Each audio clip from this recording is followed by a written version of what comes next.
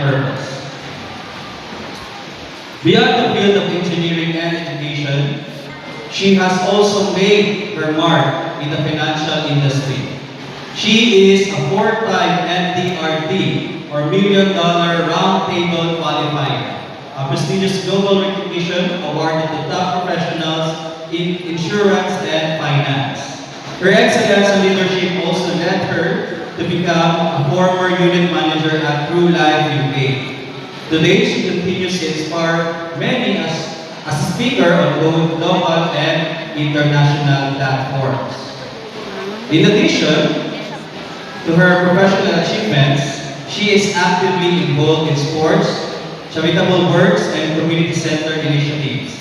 She is also an entrepreneur, demonstrating her versatility and drive to grow in different areas of life. Ladies and gentlemen, as we celebrate achievements and look forward to brighter futures, it is only fitting that we hear from someone who embodies determination, purpose, and service.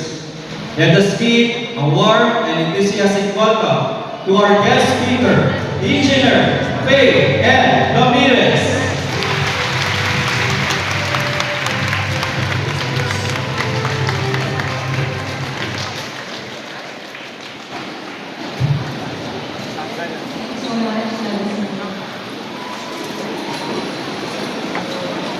Tsaka na. Nakalimot na dahil yun.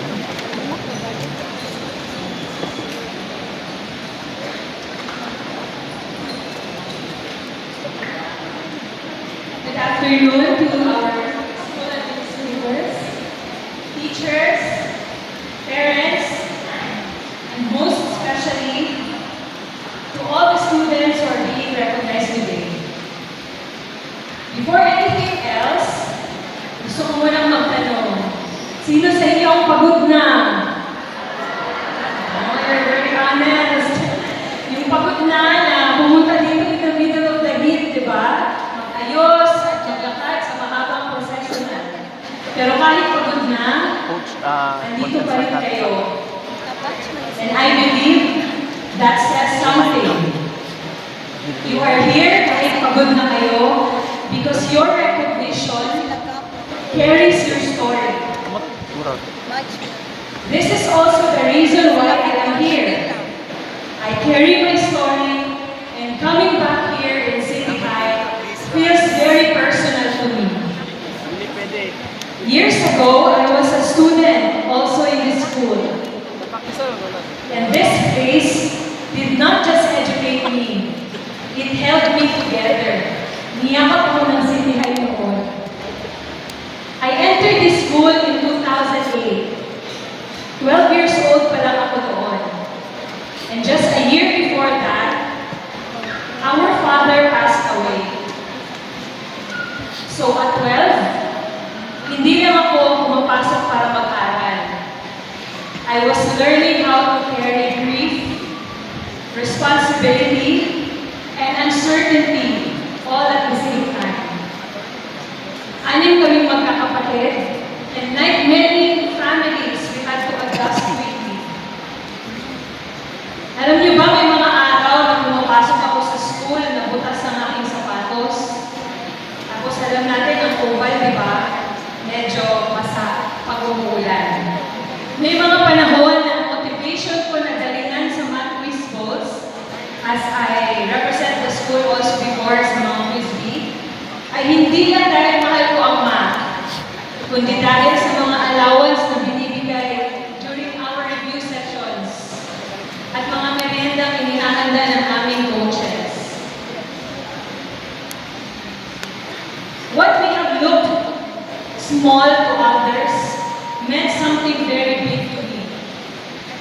Because sometimes sabi nga nila, what keeps a person going ay hindi daw necessarily something grand. Hindi kailangan malaki. Minsan kahit maliit na bagay, just for us to survive another day is very important. Bukod dito, I am not ashamed to say na naging babysitter ako ng anak ng teachers ko noon. Naging tutor nila ako, nalinis ako ng coordination office natin. Lahat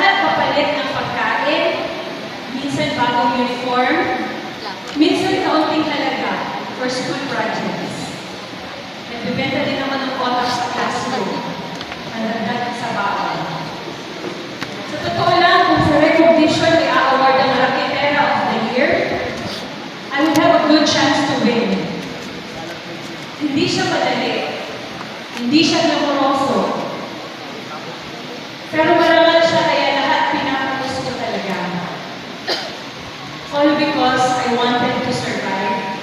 And I wanted to continue my education. And for sure, marami sa inyo dito na ganun din ang kwento. Right? Yes. I applied for scholarships for college because for me, that was not just an opportunity. It was my way forward. Some of those opportunities pinaghirapan ko, I would say.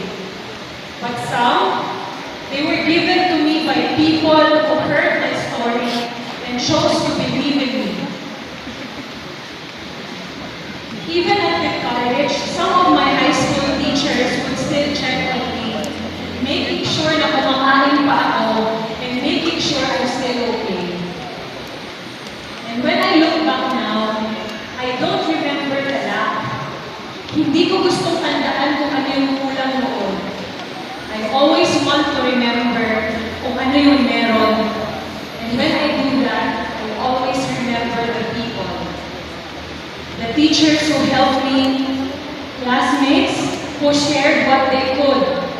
Bako nila, extra sapatos, extra bag, kahit 1/4 sheet of paper. And those people who stayed. Looking back, I realized I was carried before I knew how to stand on my own. So today, habang nire-recognize kayo, I want you to pause for a moment and ask yourself, who are the people who helped you get here? Because no one gets here alone. May mga taong magdarasal para sa inyo. May mga taong magsasakripisyo para sa inyo. May mga taong naniniwala sa inyo kahit sa panahon hindi kayo sigurado sa mga sarili ninyo. And I hope you don't wait for you to become successful to thank these people. I hope you learn to recognize love and sacrifice while you are still in the process of becoming. Sa mga magulang na narito, alam ko po napakainit sa likod.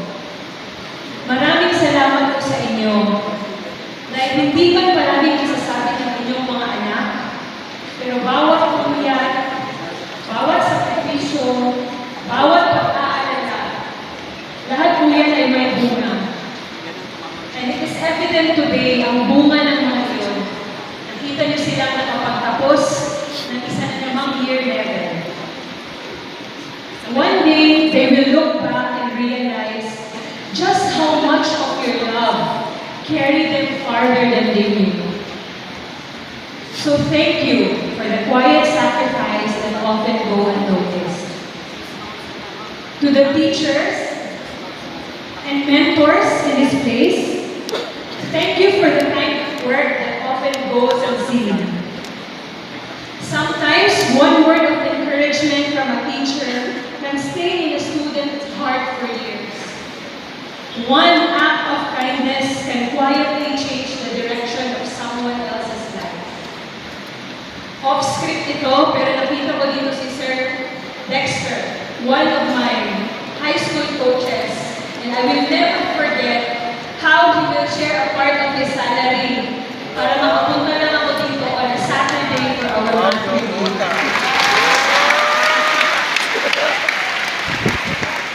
And that act of kindness brought me here. Co-coach ba? Ano?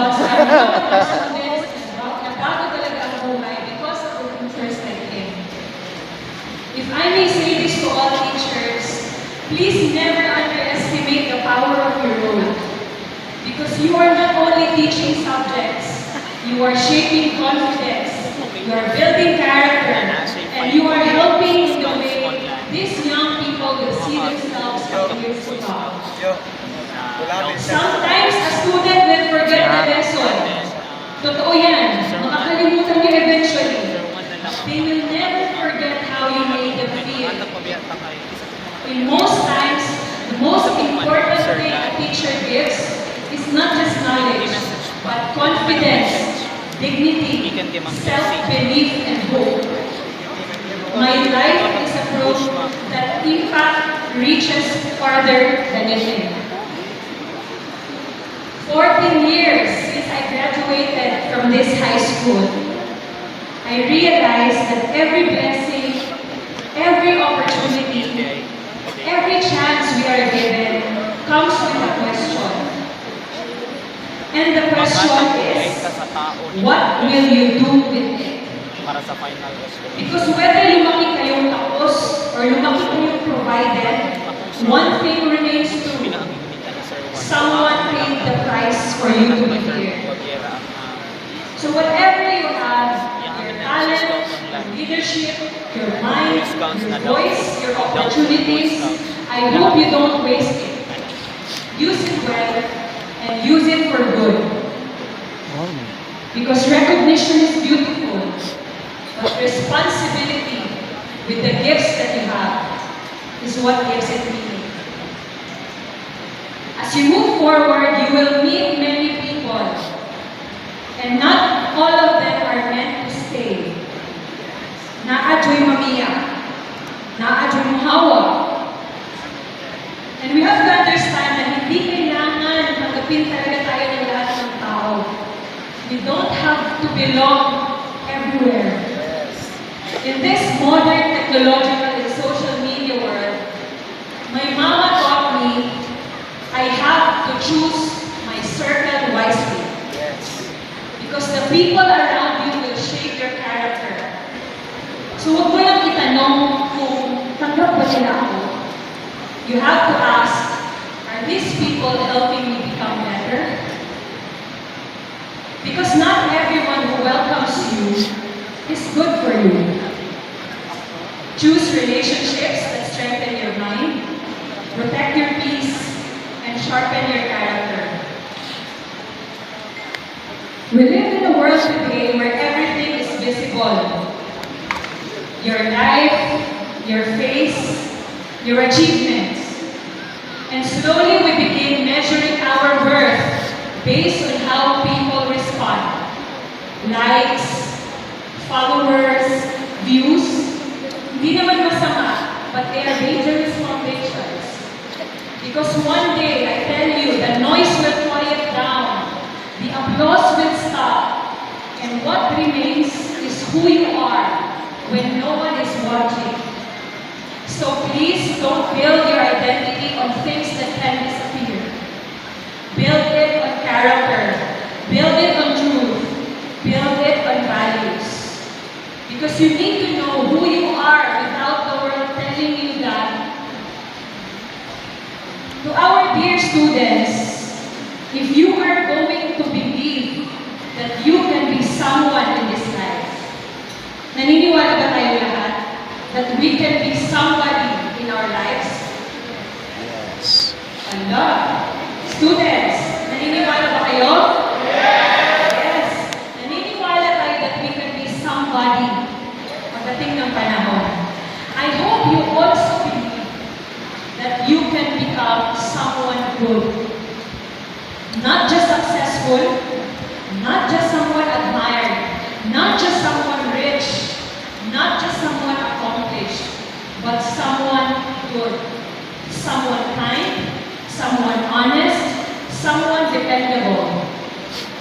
So yes, you can dream big, but also be good while you grow. Because the world does not need more achievers. The world needs more people who know how to be decent, compassionate, honest, and responsible.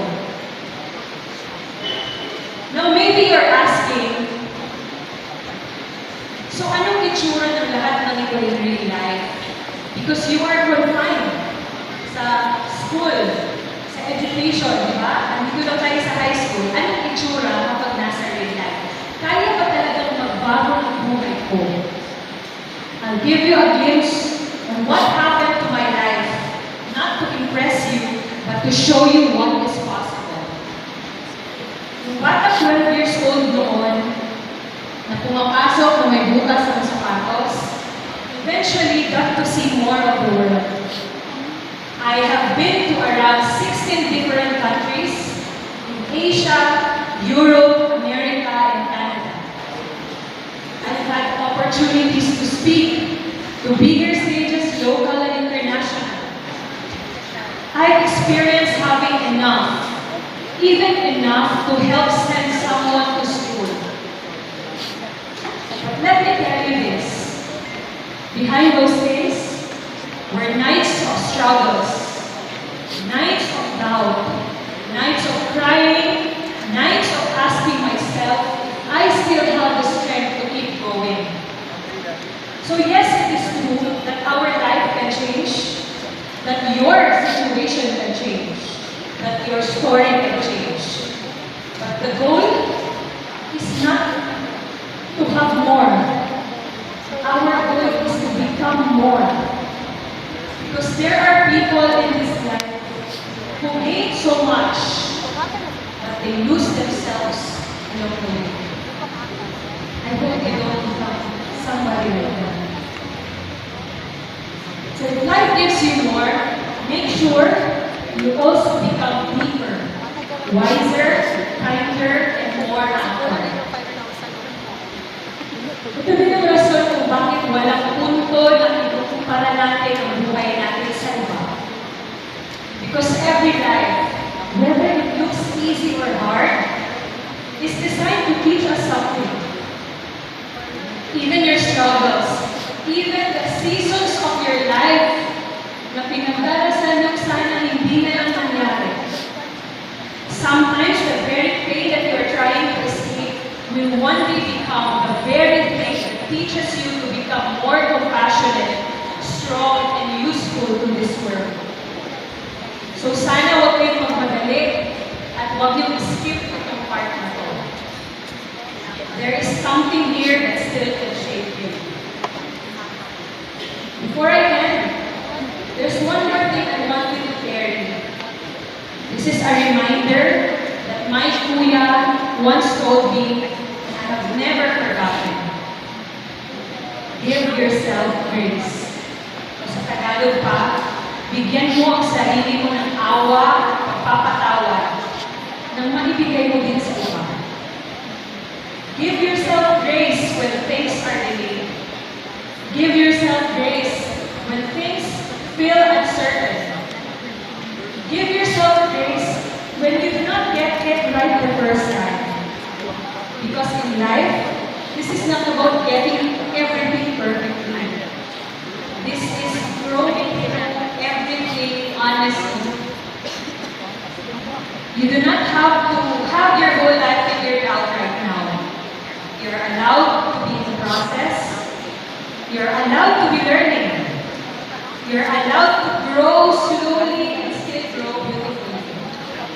So be disciplined. Yes. Be responsible. Yes.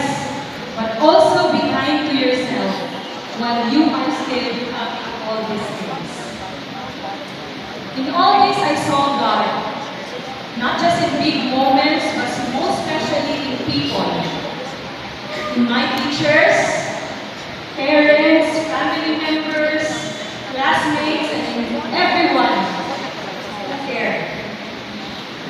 Totoo nga siguro yung sabi nila na minsan ang answered prayer natin ay tao. A person who helps. A person who listens. A person who stays.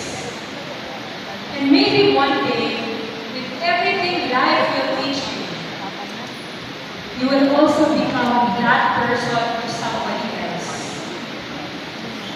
And sana kapag tinawag ka ng Diyos to respond to someone else's life, I hope you will say yes. Because one of the most meaningful ways to live your life is to become an answered prayer for someone else's story. As we move forward from this moment, I want you to carry these 5 things. First, remember who loved you. Never become so successful that you forget the people who helped you survive.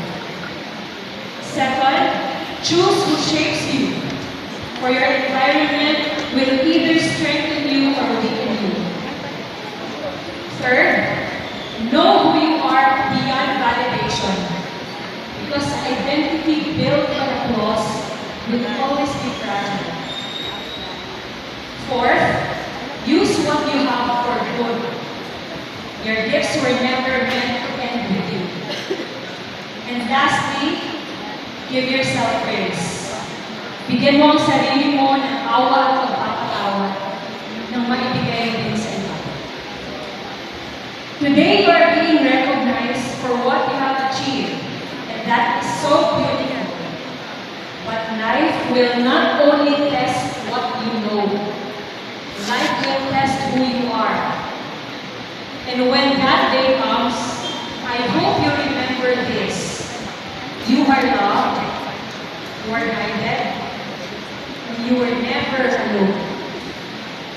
Walk forward with gratitude. Walk forward with humility. Walk forward with courage. Walk forward knowing that your life is meant to mean something. In the end, success is not just about how far you go, but who you become and how you choose to use your life in service of others.